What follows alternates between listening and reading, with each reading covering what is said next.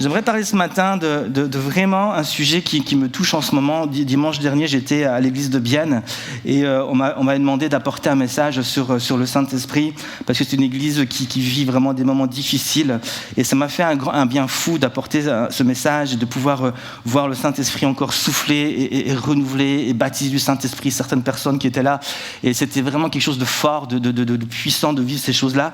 Et j'étais interpellé, puis je voulais rester un petit peu dans le thème. Je vais pas vous prêcher ce que j'ai prêché à Bienne, mais vraiment rester un peu dans le thème. Et j'aimerais voir avec vous, je peux juste poser une question. Pourquoi finalement dépendre du Saint-Esprit alors que nous sommes dans la fin de ces temps? C'est une question que je me pose. Pourquoi devrions-nous finalement dépendre du Saint-Esprit? Pourquoi est-ce tellement important? Alors, peut-être déjà pour toi, c'est pas forcément quelque chose d'important. Ici, j'affirme déjà quelque chose. Je crois que c'est important de dépendre du Saint-Esprit dans la fin de ces temps. Et je pose donc cette question maintenant, mais pourquoi finalement ce serait important? Et c'est important de dépendre de la personne du Saint-Esprit. Et je vais apporter un élément de réponse que c'est très vaste, vraiment à cette question. Mais donc, avant vraiment de répondre, de vous donner un élément de réponse, je vais juste faire une remarque qui est un peu mon introduction. Et en introduction, j'aimerais juste que vous puissiez remarquer que je ne dis pas ici pourquoi dépendre de Dieu. Je pourrais dire Dieu, mais je précise vraiment pourquoi dépendre de la personne du Saint-Esprit. Alors pourquoi cette précision pour moi est-elle importante? Mais parce que la personne du Saint-Esprit est la personne qui nous a été donnée, qui nous a été envoyée pour que nous puissions dépendre de Dieu. Sans le Saint-Esprit, je ne peux pas dépendre de Dieu. Je ne peux pas connaître Dieu. C'est la personne qui nous a été envoyée. Et la seule manière donc de dépendre de Dieu, c'est de dépendre ici-bas sur terre. La seule manière de dépendre ici-bas sur terre de Dieu, c'est de dépendre de la personne du Saint-Esprit. Et donc j'aimerais que vous puissiez vraiment retenir cela. La personne du Saint-Esprit, elle rend la présence de Dieu concrète et réelle en nous. La personne du Saint-Esprit rend la présence de Dieu concrète et réelle dans nos vies. C'est quelque chose de réel, c'est quelque chose qui n'est pas juste abstrait. Ça rend la présence de Dieu, ça donne vraiment, voilà, on sait qu'il est là, qu'il est présent, il est vivant. Et j'aimerais vous encourager ce matin, quand vous parlez de Dieu, d'apprendre, des fois de ne pas juste dire Dieu, mais quand vous cherchez à vivre la présence de Dieu et à voir Dieu se manifester, apprenez aussi à parler au Saint-Esprit et à l'inviter à agir dans votre vie. Apprenez à dire Saint-Esprit. Est-ce que vous le disiez souvent, Saint-Esprit? Si on m'adresse la parole, j'ai pas envie qu'on me dise machin, et machin. Ou je sais pas, apprenez à dire les choses, Saint-Esprit. Des fois, on a peur de dire ce mot. On dit, ouais, Saint-Esprit, si on dit Saint-Esprit, on va me prendre pour un gars illuminé ou je sais pas quoi. Non, apprenez à dire les choses. La présence de Dieu n'est pas quelque chose d'abstrait. C'est une personne aujourd'hui sur terre, cette présence de Dieu, c'est une personne qui est la personne du Saint-Esprit. Écoutez-moi, quand Jésus parlait de Dieu, il était précis. Il enseignait à ses disciples que le seul moyen de connaître Dieu, c'était de placer sa confiance en lui, Jésus. Il leur a donc enseigné dans Jean 14,6 que vous connaissez par cœur. Il dira, je suis le chemin, la vérité et la vie. Nul ne va au Père, nul ne vient au Père que par moi. Puis il continue au verset 7, il dit, si vous me connaissiez, vous connaîtriez aussi mon Père. Et dès maintenant, vous le connaissez et vous l'avez vu, en parlant de lui-même. Mais donc, un des disciples réfléchit à tout cela et il dit, non. Philippe dit, montre-nous le Père et cela nous suffit. J'ai déjà commenté ce verset il y a quelques mois en arrière, où Philippe ici, finalement, il réfléchit à ce que Jésus dit. Il dit, mais moi, je préférerais connaître le Père sans forcément passer par toi, Jésus. Pourquoi? Mais peut-être parce que ça coûte peut-être moins de connaître un Dieu qu'on ne voit pas, un Dieu qui est finalement loin, un Dieu qui finalement va rester quelque chose d'abstrait. Si je vais directement au Père, Dieu va rester quelque chose d'abstrait, Dieu va rester un Dieu qui est loin, et finalement, ça n'aura pas forcément beaucoup d'impact dans ma vie. Donc, pour moi, c'est quand même mieux que de ne pas passer par Jésus. Parce que Jésus, lui, il est proche de moi. Jésus, lui, peut me parler, je l'entends. Jésus, lui, peut interagir. Quand quelque chose ne plaît pas, Jésus me le dit. Donc, avec Jésus, je suis un peu trop cadré. Je ne peux pas faire ce que je veux. Donc, je préfère ne pas passer par Jésus et aller directement au Père. Et nous-mêmes, on est un peu comme ça. Hein? On préfère croire un Dieu qui ne va pas forcément trop intervenir dans nos vies. On veut quand même être libre et faire un peu ce qu'on veut. Mais si Dieu commence à être trop proche de nous, si Dieu commence vraiment à nous parler, si Dieu commence vraiment à nous toucher, si Dieu commence vraiment à nous montrer comment vivre notre vie, ben ça peut devenir dérangeant pour moi. Alors, montre-nous le Père, et ça suffit.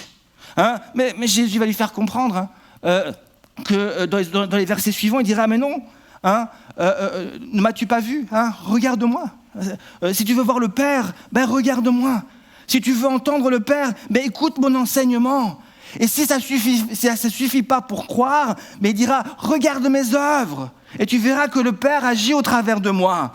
En d'autres termes, Jésus veut lui dire, il n'y a pas d'autre moyen. Si tu veux voir le Père, si tu veux connaître le Père, tu dois passer par moi. Tu dois m'accueillir dans ton cœur, dans ta vie, parce que je suis venu pour cela. Et Jésus donc était précis. Lorsqu'il parle de Dieu à ses disciples, il présente Dieu comme étant le Dieu qui était révélé dans le Fils. Voilà, le Père, ou c'est plutôt le Père qui est révélé dans le Fils. Dieu, c'est le Père qui est révélé dans le Fils. Et aujourd'hui, il est non seulement le Dieu révélé dans le Fils, mais qui est aujourd'hui manifesté sur la terre par le Saint-Esprit. Et parce que Dieu est Père, Fils et Saint-Esprit. Et si je veux vivre Dieu dans sa plénitude, j'ai non seulement besoin du Père qui vient se révéler par le Fils, mais qui est manifesté aujourd'hui par le Saint-Esprit. Donc, le Saint-Esprit est une personne juste indispensable si je veux connaître Jésus. Tout comme les disciples avaient besoin de Jésus pour voir Dieu le Père en action, aujourd'hui, si je veux vivre la présence du Père et même voir le Fils, j'ai besoin du Saint-Esprit. Parce que le Saint-Esprit est venu pour que Dieu soit proche de moi, comme Jésus était proche de ses disciples. Mais non seulement il est proche, mais il peut habiter en moi. Et c'est pour ça que c'est une meilleure alliance encore, et que c'est bon, parce qu'il vient en moi, il habite en moi, il connecte avec mon esprit. Il n'est pas juste proche, il est intime, il forme qu'un avec moi-même. C'est quelque chose d'extrêmement puissant. Est-ce qu'on prend conscience de cela ? Et sans le Saint-Esprit, je ne peux donc pas connaître Dieu et impacter par Dieu et recevoir tout ce que Dieu veut me donner par Jésus. Sans le Saint-Esprit, Dieu ne peut pas directement intervenir dans ma vie. Tout comme donc du temps de Jésus sur terre. Dieu ne pouvait pas directement agir dans la vie de ses disciples en dehors de la présence de Jésus. Dieu agissait par Jésus. Mais Jésus est mort afin que le Saint-Esprit puisse aussi maintenant agir dans ma vie, mais dans ta vie et dans la vie de tous ceux qui croient. Donc, le Saint-Esprit devrait être la personne la plus importante ici-bas sur terre dans notre vie. Et s'il y a une relation que tu devrais chérir le plus, ce n'est pas la relation avec ta femme ou avec ton mari, avec tes enfants, ton meilleur ami, tes collègues, mais c'est avant tout chérir cette relation avec le Saint-Esprit. Car de cette relation va dépendre ton succès dans les autres relations. Car le Saint-Esprit va te donner la force, la grâce, afin de pouvoir réussir dans tes relations, afin de pouvoir réussir dans ton mariage, afin de pouvoir réussir dans tes amitiés, afin de pouvoir réussir même professionnellement. Mais tout dépend de cette relation avec le Saint-Esprit qui nous est donnée aujourd'hui, ici-bas sur terre. Alors, que nous puissions saisir cette pensée qui est pour moi très importante. Alors, on repose la question, pourquoi dépendre du Saint-Esprit ? Alors, ma réponse est celle-ci. Nous voulons dépendre du Saint-Esprit, car si nous ne le faisons pas, l'esprit de ce monde va venir jusqu'à nous et nous distraire, afin de nous induire en erreur. Mais si tu choisis de dépendre du Saint-Esprit, il va se révéler à toi comme étant l'esprit de vérité. Et on va essayer de comprendre ce que je suis en train de dire là. Donc je vous donne une raison. Pourquoi dépendre du Saint-Esprit ? Parce que lorsque tu dépends de lui, il se révèle en toi comme étant l'esprit de vérité. Et ça va faire toute la différence. Toute la différence pour vivre notre vie avec Dieu. Alors, on va réfléchir ensemble ce matin à ce que la Bible cherche à nous enseigner quand elle parle du Saint-Esprit l'esprit de vérité. On trouve cela dans trois... Jésus en parle en tout cas dans trois chapitres différents, dans Jean chapitre 14, dans Jean chapitre 15 et dans Jean chapitre 16. Jésus parle du Saint-Esprit comme étant l'esprit de vérité. Rapidement, dans Jean chapitre 14 d'abord, versets 16-17, il dira « Et moi je prierai le Père, et il vous donnera un autre consolateur, afin qu'il demeure éternellement avec vous, l'esprit de vérité, que le monde ne peut recevoir parce qu'il ne le voit pas et ne le connaît pas, mais vous le connaissez, car il demeure avec vous, il sera en vous. » Au chapitre 15, au verset 26, Jésus dira « Quand il sera venu le consolateur que je vous enverrai de la part du Père, l'esprit de vérité qui vient du Père, il rendra témoignage de moi, et vous aussi, vous rendrez témoignage parce que vous êtes avec moi. » Dès le commencement, au chapitre 16, verset 13, « Quand le consolateur sera venu, l'esprit de vérité, il vous conduira dans toute la vérité, car il ne parlera pas de lui-même, mais il dira tout ce qu'il aura entendu et il vous annoncera les choses à venir. » Et à ce passage, je rajoute un autre verset, verset 30 et 32 du chapitre 8, et il dit aux Juifs qui avaient cru en lui, « Si vous demeurez dans ma parole, vous êtes vraiment mes disciples, vous connaîtrez la vérité, et la vérité vous rendra libre. » Voilà, vous pourrez relire ces versets, je les ai lus rapidement. Alors, par ces trois passages où il est mentionné l'esprit de vérité, nous apprenons beaucoup de choses concernant le Saint-Esprit. Premièrement, au chapitre 14, il est dit que l'esprit de vérité ne sera pas donné aux gens de ce monde. Donc, il ne vient pas donc, quand il est envoyé dans le monde, il ne vient pas habiter dans le cœur des gens de ce monde. Pourquoi ? Parce que le monde ne croit pas en Jésus et en sa parole. C'est ce que Jésus nous dit. Et donc, ce n'est pas parce que le Saint-Esprit a été envoyé dans ce monde, qu'il a été déversé sur les disciples dans Actes chapitre 2, qu'il a été déversé, qu'il est maintenant prêt à agir, que ça signifie qu'il entre automatiquement dans le cœur de chaque homme et de chaque femme de ce monde. D'où je ne crois pas que nous irons tous au paradis. Ce n'est pas quelque chose d'automatique. D'après l'enseignement de Jésus, le Saint-Esprit est donné aux disciples de Jésus, aux enfants de Dieu, à tous ceux qui croient en lui. Il vient donc dans ce monde, mais il entre dans la vie de ceux qui croient dans la vérité, en la vérité de Dieu. Et c'est cela que Jésus veut mettre ici en évidence. J'ai juste au-dessus, le verset 15, je ne l'ai pas lu, mais il est dit ceci. Au verset 15, il est dit « Si vous m'aimez, vous garderez mes commandements, et moi je prierai le Père. » Voilà. Puis le verset 16, « Si vous gardez mon commandement, et moi je prierai le Père, et je vous enverrai l'Esprit de vérité. » Donc en réalité, le verset 16 et 17 est en fait la conséquence du verset 15. Le verset 15 donne une condition pour que le verset 16 et 17 puissent s'accomplir. Et le verset 15 est « Si vous m'aimez et vous gardez mes commandements. » Alors le verset 16 et 17 vont s'accomplir. Donc c'est une condition. Aimer Dieu, aimer ses commandements, aimer sa vérité, et l'esprit de vérité vient. Vous comprenez ? C'est simple. Il est donc appelé l'esprit de vérité car il est attaché à la vérité de Dieu. Et il se manifeste là où il y a la vérité de Dieu. L'esprit de vérité va donc aussi s'opposer à l'esprit du monde, qui est l'esprit du mensonge. Et cela nous apprend que l'esprit de vérité donc n'est pas de ce monde. Il n'est pas de ce monde, il est d'ailleurs. Il vient de là où il n'y a pas de mensonge, ni aucun péché. Il était avec le Père dès le commencement. Et il vient vers ceux qui ont cru en la vérité. Et quand vous connectez votre esprit, l'esprit de l'homme, quand vous connectez votre esprit avec l'esprit de Dieu, vous vous connectez avec un esprit qui n'est pas de ce monde. Un esprit qui est avec le Père dès le commencement. Un esprit qui est avec Jésus dès le commencement. Et l'Esprit Saint nous connecte donc avec ce qui est saint. Et c'est pour ça qu'il est appelé en priorité l'Esprit Saint. Parce qu'il n'est pas de ce monde.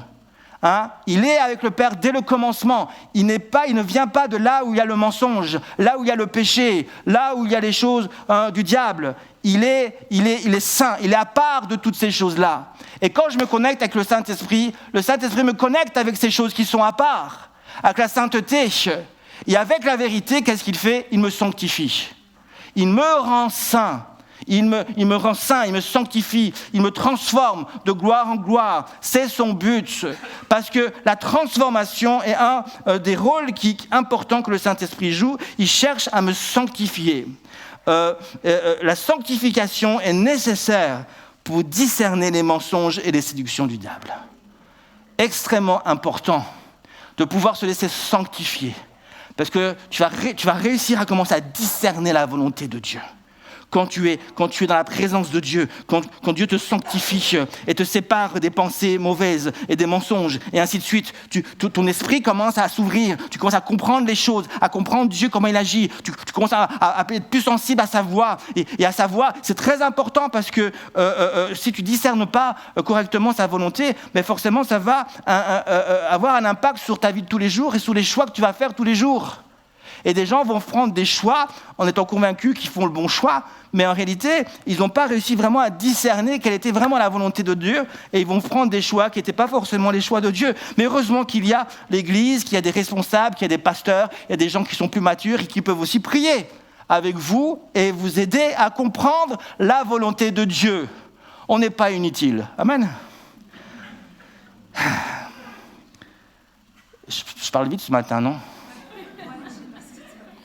Peut-être parce qu'à cause de l'heure. Bon, je vais redescendre. Donc, deuxièmement, chapitre 15. Il nous a enseigné que le Saint-Esprit est l'Esprit de vérité. Aussi, au chapitre 15, il nous a enseigné... Ouais. Voilà. C'est vrai. Amen. Voilà. Au chapitre 15, donc, il est dit maintenant que l'Esprit de vérité rendra témoignage. L'Esprit de vérité vient pour rendre témoignage de Jésus, qui est bien sûr la vérité. Jésus a dit, je suis le chemin, la vérité et la vie. La vérité est en Jésus, Jésus est la vérité. Au commencement était la vérité, était la parole. Donc, il ne vient pas pour rester silencieux. Le Saint-Esprit ne vient pas pour rester silencieux. Écoute-moi, le Saint-Esprit ne vient pas pour rester silencieux. Il vient pour rendre témoignage de Jésus. Je le dis, Jésus. Vous arrivez à dire Jésus, parce que même quand on parle avec les gens, on dit Dieu. On n'ose pas même pas dire Jésus. Oui, dis Jésus. Jésus. Parce que c'est Jésus qui sauve. Et qui nous a été donné pour qu'on soit sauvés. Et Jésus dit, il rendra témoignage de moi, pas moi. Moi, c'est Jésus. Il rendra témoignage de moi, de Jésus. Donc, c'est Jésus. Et il vient donc pour faire résonner, le Saint-Esprit vient pour faire résonner sa voix en nous et pour nous mettre en lumière Jésus. Et c'est pour ça que moi, des fois, je ne comprends pas, quand on parle du Saint-Esprit, on a peur, on croit qu'on va se séparer de Jésus, mais moi, ce n'est pas ma compréhension. Moi, pour être proche de Jésus, je dois être proche du Saint-Esprit. Plus je suis proche du Saint-Esprit, plus je découvre le Saint-Esprit, mais plus je serai proche de Jésus. Parce que Jésus va faire résonner sa voix en moi. Le Saint-Esprit va faire résonner sa voix en moi, va mettre en lumière Jésus, va me montrer qui est Jésus, va m'aider à l'aimer comme il est. Le Saint-Esprit va révéler Jésus en moi, ça va être extrêmement fort. Vous avez devant vous un homme qui est amoureux de Jésus. Parce que le Saint-Esprit habite en moi et la plénitude du Saint-Esprit, le baptême dans le Saint-Esprit, va avant tout nous apporter cela. Va nous aider à entrer dans cette profondeur de la révélation de l'amour de Jésus.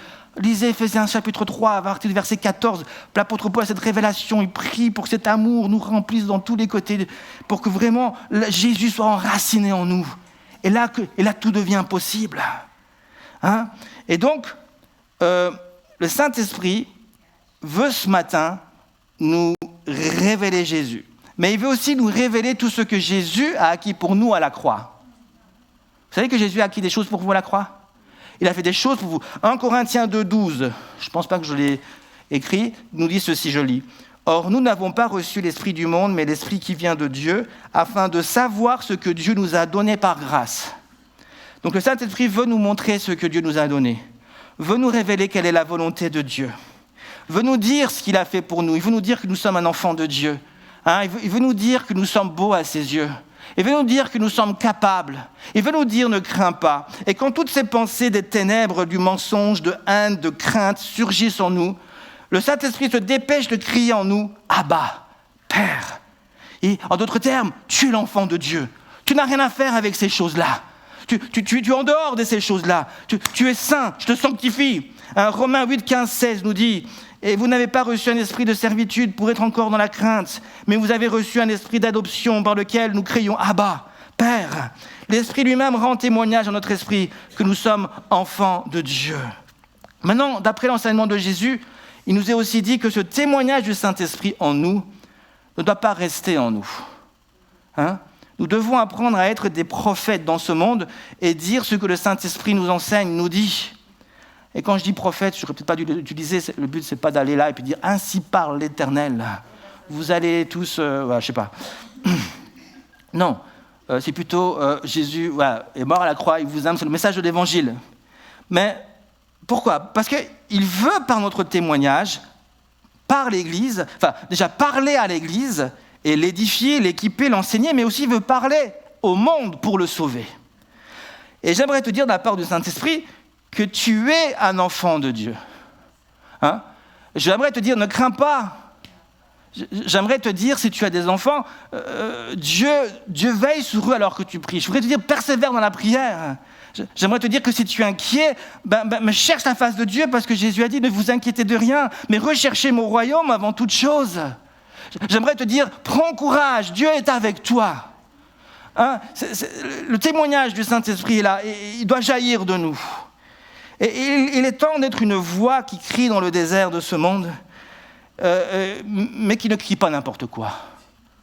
On n'est pas là pour crier notre haine, non.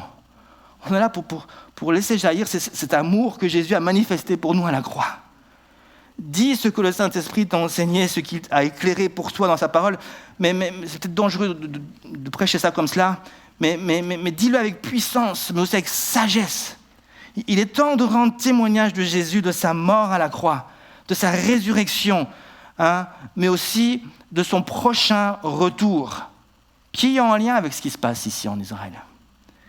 Et par rapport aux événements qui touchent en ce moment Israël, quel est le témoignage du Saint-Esprit ? Et qu'est-ce que le Saint-Esprit désire dire à son Église, mais aussi au monde par l'Église ? Je n'ai personnellement jamais été aussi travaillé dans mon cœur sur ce sujet d'Israël, et le Saint-Esprit m'interpelle et me dit aussi, parle, enseigne, déclare ce que j'enseigne. Et je le ferai prochainement. Ça travaille, il y a un message qui est en gestation ici. Et je le ferai prochainement. Alors, troisièmement, au chapitre 16, il est dit ceci, il nous est enseigné que le Saint-Esprit est l'Esprit de vérité, car il nous conduira dans toute la vérité. Si vous regardez dans le grec, il vous conduira dans toute la vérité, ça veut tout simplement dire qu'il va se tenir à vos côtés comme un enseignant et va vous expliquer toute la vérité. Voilà. C'est ce que ça veut dire dans le grec. Je vais être un enseignant pour vous, je vais me tenir à vos côtés, et si vous ne comprenez pas, je vais vous expliquer. Je vais être un coach, je vais être un enseignant. Venez vers moi, vous ne comprenez pas. Dis papa, ça veut dire quoi ça ? Je vais être là, je vais vous expliquer, je vais vous montrer les choses, et je vais vous conduire dans la vérité. Et le fait de nous conduire veut dire qu'il veut aussi nous enraciner. Et il joue ce rôle d'enracinement.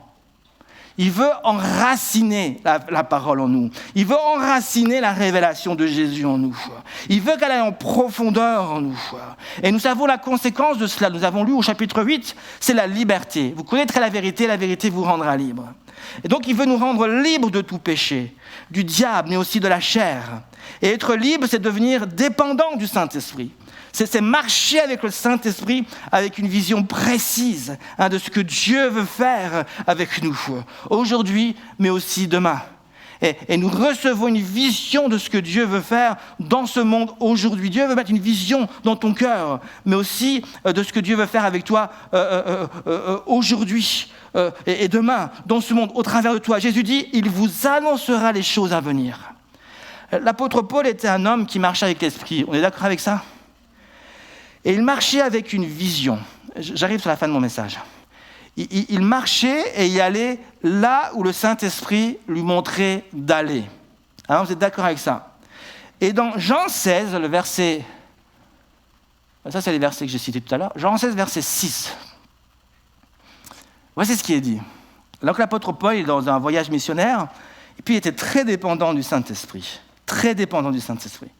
Et puis voilà ce qui est dit. Ayant été empêché, alors qu'il est dans ce voyage missionnaire et qu'il prêche l'évangile, il est dit, ayant été empêché par le Saint-Esprit, il est précis, d'annoncer la parole dans l'Asie, ils traversèrent la Phrygie et le pays de Galatie. Voilà, ils sont empêchés. Le verset 17 dit ensuite, arrivés près de la Mysie, ils se disposaient à entrer en Bithynie. Mais l'Esprit de Jésus, qui est le Saint-Esprit, ne leur permit pas. Ok. Le verset 8, ils franchirent alors la Mysie et descendirent à Troas. Donc le Saint-Esprit est en train de tracer le chemin. Verset 9, pendant la nuit, Paul eut une vision, un Macédonien lui apparut et lui fit cette prière, passe en Macédoine, secours-nous. Et c'est ce qui va se passer. Et je trouve ça juste impressionnant de voir comment le Saint-Esprit a dirigé l'apôtre Paul et toute son équipe là où il voulait que Paul aille. Il va fermer toutes les portes qui doivent être fermées et il va tracer un chemin pour lui, pour qu'il aille exactement là où il voulait qu'il aille. Et il voulait qu'il aille où ? En Macédoine. Il voulait que l'évangile soit prêché et reste en Europe. C'était une bonne idée d'aller en Asie. C'était le plan de Paul. Le plan de Paul, c'était de prêcher en Asie. Mais ce n'était pas le plan du Saint-Esprit pour ce moment-là. Est-ce que nos plans sont toujours les plans de Dieu ? Pas toujours. Pourtant, c'était un bon plan. Ça peut être un bon plan, mais pas le plan de Dieu. Il s'agissait de prêcher l'évangile, finalement. Donc, c'était un bon plan. Mais l'Asie était encore un territoire, bien sûr, noyé par l'évangile. Mais Dieu voulait que l'évangile puisse vraiment... il voulait toucher l'Europe. Et le Saint-Esprit donc va envoyer l'apôtre Paul donc en Macédoine, car le Saint-Esprit désirait révéler Jésus ici à un geôlier et toute sa famille. Mais ça ne sera pas sans, et on va arriver là maintenant, ça ne sera pas sans une dure épreuve pour Paul et son équipe, et essentiellement Silas, car vous savez c'est quoi un geôlier ? C'est un gardien de prison, voilà. Alors pour rencontrer un gardien de prison, qu'il faut faire quoi ? Il faut aller en prison. Il faut aller en prison. Et il faut aller en prison. Donc, Dieu va envoyer Paul et Silas en prison. Il va les envoyer en prison. Et ils vont donc se retrouver en prison avec des chaînes aux pieds. Ils vont être battus, ils vont être frappés. Ça, c'est Actes chapitre 16. Ils sont en prison. Et qu'est-ce qu'ils font ? Ils se mettent à louer Dieu, à chanter, à louer. Et vous connaissez le passage, les portes vont s'ouvrir, les chaînes vont tomber. Et ce geôlier était là, il est prêt à se sacrifier à Harakiri parce que il a peur que tout le monde s'enfuit, parce qu'il sait bien que si les prisonniers s'enfuient, ce ne sera pas Harakiri, mais ce sera la tête qui part. Et donc, il dit non, c'est fini. Mais Paul lui dit non, ils sont tous là. Ils sont tous là. Reste là. Et puis vous connaissez le passage, il va lui prêcher l'évangile et il va être sauvé. Mais ça ne sera pas sans épreuve. Ça ne sera pas sans épreuve. Et c'est ainsi qu'il désire nous conduire encore aujourd'hui. Il désire nous montrer le chemin pour que nous puissions aller et être exactement là où Dieu veut que nous soyons. Dieu veut t'emmener quelque part. Dieu veut t'emmener vers des gens en particulier pour que tu sois en bénédiction pour ces gens. Mais ce chemin, et c'est là que je veux insister, ne sera pas forcément un chemin facile. J'ai rencontré une personne, je ne citerai pas son nom, il y a 7 ans en arrière, qui est venue me dire un jour, prie pour moi afin, donc 7 années en arrière, ça fait loin, prie pour moi afin que je trouve du travail, que Dieu ouvre la bonne porte. Alors j'ai prié pour que Dieu ouvre la porte, bien sûr, et que Dieu puisse les bénir. Et puis donc après un temps de prière, Dieu qui est bon et plein de grâce, ouvre une porte pour cette personne, pour le travail. Alors cette personne est reconnaissante. Cette personne remercie Dieu. Cette personne fait la fête et on se réjouit avec cette personne, on est heureux. La porte s'est ouverte, c'était pour eux la porte des rêves. Ils voulaient ce travail, c'était ce qu'ils voulaient de tout au monde. C'est ce travail-là qu'ils voulaient. Dieu est là, Dieu est présent, Dieu est puissant. Il a ouvert la porte pour nous. On est rentré dans cette porte. C'est génial, on est dans la volonté de Dieu. Et c'était vraiment génial. Ok ? 3 mois passent. Peut-être moi même. Je revois cette personne. La joie n'est plus là. Il y a à la place la tristesse, la fatigue et beaucoup de problèmes au travail surtout. Et cette personne me dit, au bout de 3 mois à peine, ce n'est plus la volonté de Dieu que je sois dans ce travail. C'est trop dur, c'est trop difficile. J'ai des problèmes avec le directeur et des collègues. Certainement, ce n'est pas la volonté de Dieu que je sois là. Si ça avait été le cas, ce serait beaucoup plus facile. Alors, malgré mes encouragements à persévérer, cette personne m'a su arrêter son travail. Alors je me suis posé une question. Comment Dieu peut-il dire à une personne « c'est ma volonté que tu ailles dans ce travail » et à peine 3 mois après, il lui dit « ce n'est plus ma volonté » parce qu'il y a des problèmes dans ton travail. Et le problème, c'est que la personne était en fait le problème. Enfin, j'ai oublié de préciser ça. Alors, est-ce que la volonté de Dieu change à cause des circonstances et des épreuves ? Je pose cette question. Est-ce que la volonté de Dieu est capable de changer à cause des circonstances et des épreuves ? Est-ce que les épreuves de cette vie ont le pouvoir de faire changer d'avis Dieu sur sa volonté ? Ou est-ce que les épreuves sont souvent là pour nous empêcher d'aller au bout de la volonté de Dieu ? Ça ne veut pas dire qu'il n'y aura peut-être pas forcément un changement. Dans l'exemple que j'ai cité, c'était le cas. Il peut arriver bien sûr qu'on change de travail, de région et même de pays. J'en suis un exemple. Et Dieu peut utiliser les épreuves de cette vie pour nous parler. Et même nous préparer à un changement. Mais il n'y a pas de changement. Mais je ne crois pas, moi, que le changement peut venir à cause d'une épreuve. Mais souvent, Dieu va utiliser l'épreuve pour nous parler. Mais quand nous changeons à chaque fois parce qu'il y a une épreuve, là, je me pose la question. Vous imaginez si à chaque fois je devais changer d'église parce qu'il y avait une épreuve ? Je serais à ma 200e, 1000e église. Qu'est-ce que je dis ? À 10 000e église. À chaque fois qu'il y aura un problème, un gars qui m'appelle, qui n'est pas content, ou ça ne va pas, à chaque fois je crie, c'est plus la volonté de Dieu, il y a trop de problèmes. J'aurais même plus envie de rester dans le monde. Il y a trop de problèmes, ce n'est pas la volonté que je sois dans ce monde, Seigneur. C'est pas possible. Vous imaginez la chose. Mais Dieu, au travers des épreuves, peut commencer à nous parler. Mais moi, je crois surtout que les épreuves, dans la plupart des cas, sont là pour nous aider à les traverser. Vous savez pourquoi ? Parce que Dieu, au travers des épreuves, fortifie notre foi. Et il nous donne, et il vient faire grandir notre foi pour que nous puissions passer cette épreuve. Quand je suis arrivé à Genève de Belgique, et qu'au bout de 2 ans, la porte ne s'ouvrait toujours pas pour moi, pour un stage pastoral, ainsi de suite, c'était une dure épreuve pour moi. Mais je ne me suis pas dit, j'abandonne, je retourne en Belgique, de toute façon, ici, il n'y a pas de frites. Non, c'est pas vrai. Je ne sais pas pourquoi j'ai dit ça. Certainement, je ne suis pas appelé à être ici. Non, voici ce que j'ai fait. J'ai crié à Dieu de tout mon cœur dans ma cuisine, vous connaissez pas, vous savez, j'ai déjà raconté ça, en lui disant que j'étais prêt, je lui ai dit ça, j'étais prêt à persévérer encore le temps qu'il faudra, mais que je savais aussi qu'il était capable de faire un miracle. Et c'est ce qu'il a fait. Il a vu mon cœur. Et je pense que Dieu regarde notre cœur. Ça me fait penser au passage d'Abraham, lorsque Dieu lui demande de sacrifier son fils. C'était une dure épreuve ce que Dieu lui demandait là. Et Dieu va attendre juste à la dernière minute, quand il va voir son cœur, prêt à aller jusqu'au bout, pour le sacrifier. Et au moment où il veut le sacrifier, Dieu dit, arrête, c'est bon, j'ai vu ton cœur, j'ai vu que tu avais la crainte de Dieu. J'ai vu. Et puis nous savons d'après Hébreux qu'Abraham, en fait, croyait dur comme fer que Dieu était capable de le ressusciter.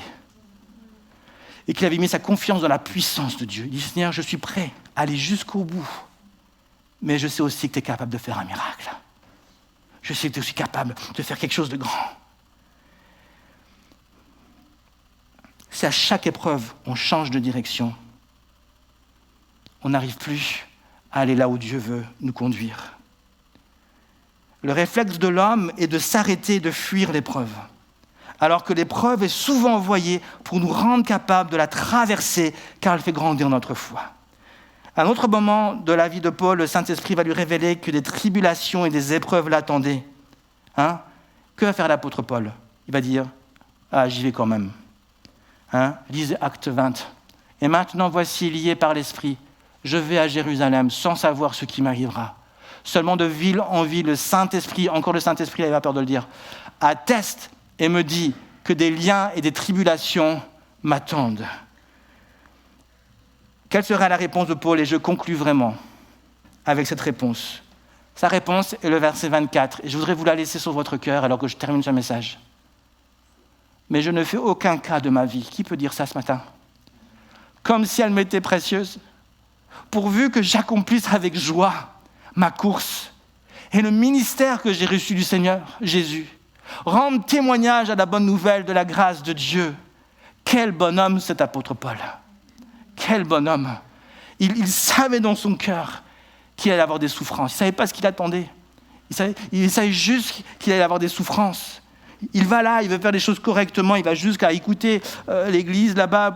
Voilà, vous connaissez un peu l'histoire, et puis il va se faire arrêter, il va aller à Rome, c'est là qu'il sera emprisonné à Rome, ainsi de suite. Et puis, probablement, Paul va mourir martyr, mais il accepte. Il accepte. Je ne fais aucun cas de ma vie comme si elle m'était précieuse. Je veux juste faire ta volonté, Seigneur. Je veux juste marcher avec toi. Je suis prêt à recevoir des coups. Je suis prêt à ce qu'on s'oppose à moi. Mais je sais qu'avec toi, le principal, c'est d'arriver là où tu veux m'emmener, Seigneur. Et c'est ma prière ce matin. Pourquoi dépendre du Saint-Esprit? Parce que le Saint-Esprit veut nous emmener quelque part de précis. Là où le nom de Jésus pourrait être glorifié en nous. Là où Dieu va pouvoir faire la différence. Le but, c'est pas juste toujours, oui, Dieu veut nous faire du bien, Dieu veut prendre soin de nous, mais ce que Dieu veut faire au travers de nous, c'est vraiment de se manifester. La question souvent, c'est quand on fait un changement de direction, c'est qu'on cherche notre joie. Et notre joie, c'est souvent le bien-être, oui, c'est vrai, l'argent, ainsi de suite, c'est important. Mais regardez l'apôtre Paul, il dit, ma joie, moi, c'est de te servir. Ma joie, moi, c'est de faire ta volonté. Parce que je sais que si je suis dans ta volonté, tu vas pourvoir à tous mes besoins et je serai heureux avec ce que tu me donnes. Mais le principal, c'est que je puisse faire ta volonté. Est-ce que vous saisissez ce message ce matin? Est-ce qu'on peut juste prier ensemble? Alléluia, Père éternel. Seigneur, je veux te remercier pour ta présence, pour ton esprit qui est là au milieu de nous. Merci Seigneur Jésus, nous voulons t'accueillir ce matin. Nous voulons t'accueillir ce matin. Seigneur Jésus, il y a des épreuves qui sont là. Il y a des difficultés qui sont là. Il y a les épreuves, bien sûr, dans lesquelles tu nous conduis. Et puis, il y a les épreuves, bien sûr, qu'on se crée nous-mêmes. Seigneur Jésus, nous voulons rester dans ta présence. Parce que les épreuves que nous nous créons nous-mêmes par la chair, c'est des épreuves qui vont nous écraser. Ce sont des épreuves qui vont nous essouffler. Ce sont des épreuves qui vont réussir à avoir le dernier mot. Mais quand, Seigneur Jésus, ces épreuves viennent, alors que nous sommes en train de marcher sur ton chemin, ces épreuves, Seigneur Jésus, ne peuvent pas aller au-delà de ce que toi, tu permets. Oh, Seigneur Jésus, nous voulons te remercier pour ta présence, pour ton esprit qui est ici à l'œuvre. Je vous demanderai juste quelques instants, accueillez le Saint-Esprit dans vos cœurs. Laissez-le agir dans vos vies. Laissez-le vous toucher. Saint-Esprit, viens nous toucher ce matin. Alléluia. On t'accueille. Conduis-nous, Seigneur. Conduis-nous sur ton chemin. Tu vois les défis, tu vois les épreuves, défis financiers, maladies, peut-être relationnelles, professionnelles. Tu vois les défis. Seigneur Jésus, je veux juste me laisser conduire par ton esprit, là où tu me veux. Là où tu me veux, non pas ma volonté, mais ta volonté. Merci Saint-Esprit de nous conduire encore ce matin et d'intervenir et d'agir. Et nous croyons que ton esprit, Seigneur Jésus, souffle dans ce monde et que tu es au contrôle, Seigneur Jésus. Tu es au contrôle. L'issue finale, Seigneur Jésus, c'est toi. C'est toi qui auras le dernier mot. Alléluia Jésus. Alléluia Jésus. Merci Père. Merci Saint-Esprit. Alléluia. Est-ce qu'il y a quelqu'un ici, je termine avec cela, quelqu'un qui aurait peut-être besoin que je prie avec vous, si vous désirez juste être renouvelé, vous avez besoin de direction, vous avez besoin juste que le Saint-Esprit vous fasse du bien ce matin. Je ne veux pas vous demander de venir ici devant, c'est juste vous lever là où vous êtes et je prierai juste d'une manière comme ça pour terminer. Est-ce que quelqu'un veut se lever et dire Seigneur Jésus, j'ai besoin de cette présence, j'ai besoin de ton onction. Amen, oui. Est-ce que quelqu'un d'autre veut se lever? Alléluia. Merci Seigneur Jésus. Merci Père. Merci Seigneur Jésus. Merci, j'ai besoin de ta présence, j'ai besoin de ton esprit. Alléluia. Père éternel, je prie pour toutes ces personnes qui se lèvent ce matin et qui ont besoin de ton esprit, qui ont besoin de ton onction, qui ont besoin, Seigneur Jésus, de ta direction peut-être, qui ont besoin de confirmation dans leur cœur, qui ont besoin de conviction profonde dans leur cœur, Seigneur Jésus. Je prie, Père éternel, afin que tu leur accordes cela, parce que selon ta parole, tu nous accordes cela. Tu veux nous révéler tout ce que tu nous as donné par grâce. Tu veux nous dire les choses à venir. Tu veux, Père éternel, nous montrer le chemin. Alors je prie dans le nom de Jésus, afin que ta voix puisse résonner dans nos cœurs maintenant. Et tu puisses confirmer, Seigneur Jésus, ou peut-être confirmer, ou peut-être nous arrêter sur un chemin, ou peut-être nous pousser sur ce chemin. Mais arrête-nous si nous ne sommes pas dans ta volonté. Mais Seigneur Jésus, continue bien sûr de nous pousser si c'est ta volonté. Père éternel, tu le fais, et tu le fais encore ce matin, dans le nom puissant de Jésus. Dieu va vous donner une confirmation. Dieu est en train de toucher des cœurs ce matin. Alléluia. Continuez d'être fidèle dans sa présence. Continuez de vous appuyer sur sa parole. Continuez de crier à lui de tout votre cœur s'il le faut. Déchirez, les Juifs, ils déchiraient leurs vêtements, ils lançaient la terre. Des fois, ils étaient prêts à vraiment se placer devant Dieu, à se repentir s'il fallait rester pendant des heures et même des jours devant Dieu. Mais jusqu'à ce qu'il parle. Seigneur Jésus, on est là. Et s'il a besoin vraiment d'une direction, si vraiment tu as besoin d'entendre sa voix, prends ce temps devant ton Dieu, avec cette foi dans ton cœur, que Dieu est celui qui voit ta souffrance, qui voit ton épreuve, qui voit là où tu es. Il est le Dieu qui ne veut pas te laisser comme ça. Il est le Dieu qui va déposer une parole dans ton cœur. Alléluia Jésus. Alléluia Jésus. Merci Saint-Esprit. Amen.